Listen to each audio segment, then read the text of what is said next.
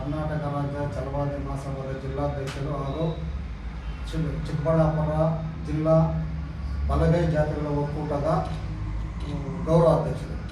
ಅವರ ವರದಿಯಲ್ಲಿ ಛಲವಾದಿ ಸಮುದಾಯಕ್ಕೆ ಆಗಿರ್ತಕ್ಕಂಥ ಅನ್ಯಾಯವನ್ನು ಸಂಪೂರ್ಣವಾಗಿ ಸರಸಗಟ್ಟಾಗಿ ನಾವು ಛಲವಾದಿ ಕರ್ನಾಟಕ ರಾಜ್ಯದಲ್ಲಿರ್ತಕ್ಕಂಥ ಎಲ್ಲ ವಲಯ ಸಮುದಾಯದವರು ಆ ವರದಿಯನ್ನು ತಿರಸ್ಕಾರ ಮಾಡ್ತಾ ಇದ್ದಾರೆ. ಕಾರಣ,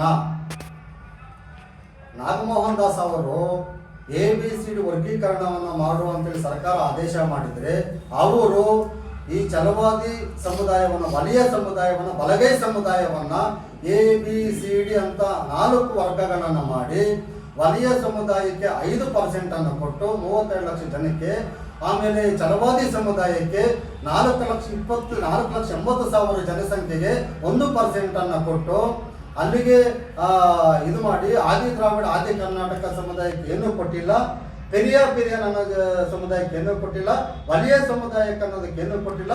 ಬ್ರಾಕೆಟಲ್ಲಿ ಹಂಗೆ ಮಡಗಿದ್ದಾರೆ.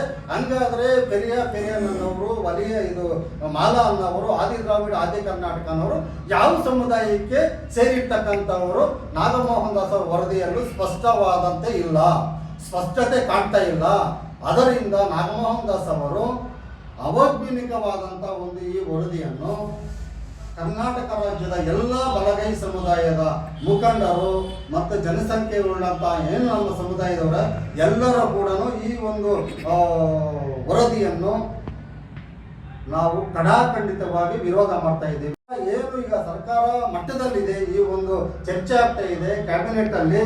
ದಯವಿಟ್ಟು ಬಲಗೈ ಸಮುದಾಯಕ್ಕೆ, ವಲಯ ಸಮುದಾಯಕ್ಕೆ ಸರ್ಕಾರವನ್ನು ಕೂಡ ಪರಿಗಣಿಸಿ ಇದನ್ನು ಪರಿಷ್ಕರಿಸಿ ಈ ಒಂದು ಲೋಪದೋಷಗಳನ್ನು ಸರಿಪಡಿಸಿ ಸರ್ಕಾರವಾದರೂ ಈ ಬಲ ಸಮುದಾಯಕ್ಕೆ ಸಾಮಾಜಿಕ ನ್ಯಾಯವನ್ನು ಕೊಡಿಸಿದರೆ ಮುಂದೆ ಸರ್ಕಾರಗಳ ಬರುವಂಥ ಸಂದರ್ಭದಲ್ಲಿ ಸಮುದಾಯದ ಮುಖಂಡರಾಗಿರ್ಬೋದು, ಸಮುದಾಯ ಆಗಿರ್ಬೋದು, ತಮ್ಮ ಸರ್ಕಾರದ ಜೊತೆ ಇರುತ್ತೆ. ಇಲ್ಲಾಂದರೆ ಇದಕ್ಕೆ ಸಂಪೂರ್ಣವಾದ ಮಾನದಂಡಗಳು ನಿಮ್ಮಂತ ಮೇಲೆ ನೀವೇ ಕಲ್ಲಾಕೊಂಡು ಮುಂದಾಕೊಂತಾರೆ ಅಂತ ಹೇಳ್ಬಿಟ್ಟು ಬಲಗೈ ಜಾತಿಗಳ ಒಕ್ಕೂಟದ ಶಿಡ್ಘಟ್ಟ ತಾಲೂಕು ಬಲಗೈ ಜಾತಿಗಳ ಒಕ್ಕೂಟದ ಎಲ್ಲ ಪದಾಧಿಕಾರಿಗಳು ಸರ್ಕಾರ ಮತ್ತು ಆಯೋಗವನ್ನು ಪ್ರಶ್ನೆ ಮಾಡ್ತಾ ಇದ್ದಾರೆ. ಸರ್ಕಾರ ಈಗೇನು ರೋಸ್ಟರ್ ಬಿಂದು ಮಾಡಿದ್ದಾರೆ ಅದರಲ್ಲೂ ಕೂಡ ನಮ್ಮ ಬಲಗೈ ಸಮುದಾಯಕ್ಕೆ ಅನ್ಯಾಯ ಆಗಿದೆ, ಅದನ್ನು ಕೂಡ ನೀವು ಸರಿಪಡಿಸಬೇಕು. ಇಲ್ಲಾಂದರೆ ನಮ್ಮ ಸಮುದಾಯಕ್ಕೆ ಇದು ಒಂದು ಎಷ್ಟೋ ವರ್ಷಗಳ ಶಾಪವಾಗಿ ಪರಿಗಣಿಸುತ್ತೆ. ಅದರಿಂದ ದಯವಿಟ್ಟು ಸರ್ಕಾರದ ಗಮನಕ್ಕೆ ನಾವು ತರ್ತಾ ಇದ್ದೀವಿ.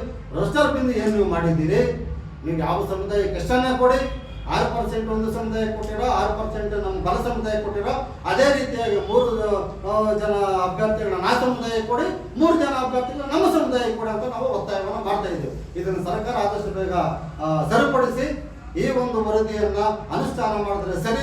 ಇಲ್ಲ ಅಂದ್ರೆ ನಾವು ಈ ಅನುಷ್ಠಾನವನ್ನು ನಾವು ಕಡಾಖಂಡಿತ ವಿರೋಧ ಮಾಡ್ತಾ ಇದ್ದೀವಿ, ಕಡಾಖಂಡಿತ ನಾವು ತಿರಸ್ಕಾರ ಮಾಡ್ತೀವಿ.